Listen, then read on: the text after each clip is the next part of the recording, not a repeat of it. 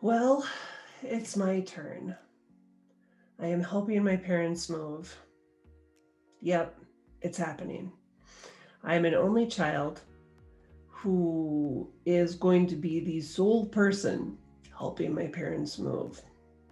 I'm going to share some insights with you next.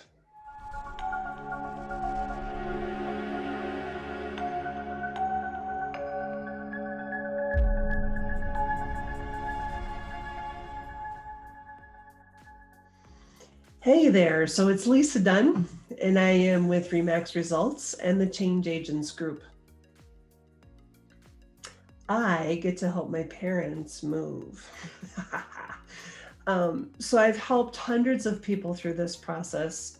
And as a professional real estate agent, it's very different when you're the professional and sitting across from them because there's no family dynamics that you have to worry about.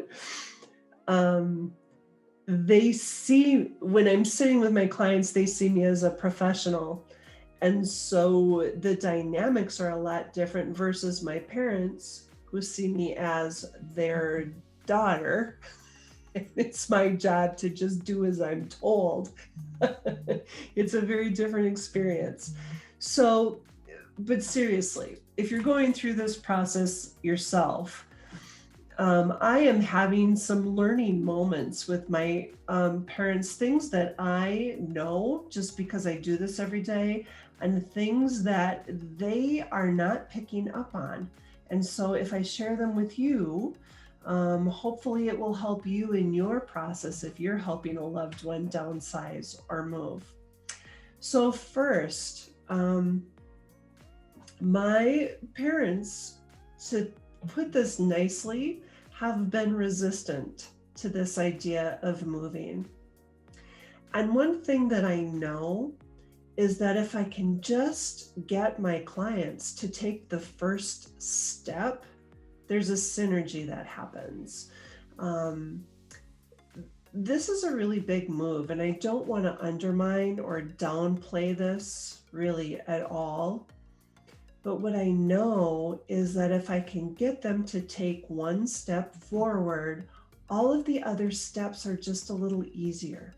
So the first step for my parents was getting my dad into the car to go look at a few places with me. My mom had a foot injury, so she wasn't ready to get in the car and go out and look. And it just so happens that the timing of this worked really well because my dad was the more resistant person to moving. So getting him started, just started. I promised him he wouldn't be hard sold. He wouldn't be pressured into signing any paperwork, that we're just going to look and just getting information. And then by the time we really got serious, my mom came with, and because my dad had already seen some places, now he could share his experience with my mom, and he was the one who knew a little bit more. So it turned out great. So the first step really is to just get started.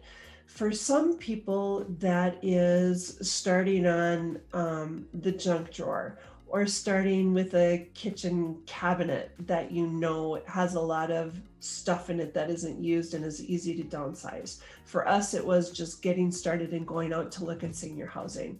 So my first tip as the adult daughter is the same as the real estate professional: just take the first step, whatever that first step is for you. It's a little different for everyone, but just take a step, and the second one will be a little bit easier.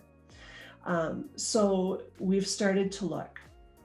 My mother is very overwhelmed with the amount of stuff in their house and does not want to go through downsizing or going through things. I know as a professional that really all I need her to do is to point to the things she wants to bring with her, and I'll take care of the rest. But there are some things, that if she goes through them, it keeps her in control, empowers her. She's the decision maker, and it is worth that exercise of doing that. We have an appointment set up for a 2-hour block, and we're just going to take the first step. She gets to decide what part of the house she wants to start in and what she'd like to go through. And we are going to start by keep, donate, or throw. And then if there's something that doesn't fit in one of those categories, we're going to come back to it. But we're going to do our best to get those 3 categories going. And we're going to start with 3 piles. The second thing I learned when we were out looking at senior housing is it's really easy to just look at the dollar amount that you're being charged for rent and not consider what's being included in there and the value to you of what's being included in those rents. A few places included meals, X number of meals per month. A few places included storage. Some places didn't. They charged extra. Some places charged extra for garages. Some didn't. Some charged extra for a second person. Some have balconies, some don't. And to me, the most important thing that isn't always clear when you're looking at senior housing is whether the senior housing building offers what they call aging in place.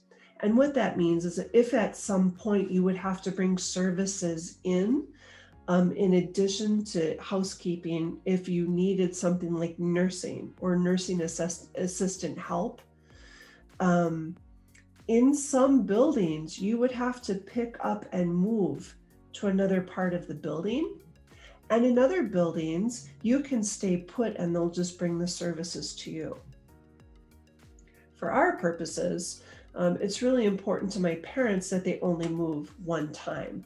They would not appreciate having to move to another apartment that might be different, that they'd have to get used to all over again, find a new place for their things, and maybe even have to downsize again to get services.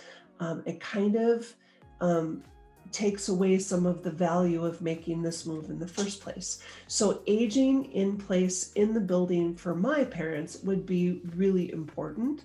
And that is not something that they talked about with us as we were looking.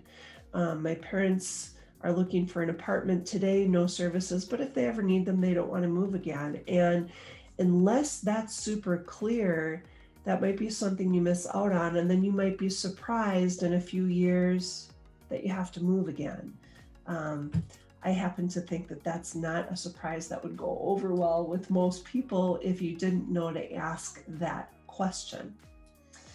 So those are a couple of my learnings. I am sure I'm going to have way more stories for you as our journey progresses. But from me to you, I wanted to share my story as an adult daughter, an only child adult daughter. So I don't have any siblings to commiserate with. So I just have you, and I'm going to share my story with you in hopes that as I have aha moments and share them with you, that it's going to be helpful to you as you are getting ready to downsize, or as you help a loved one in your family get ready to downsize.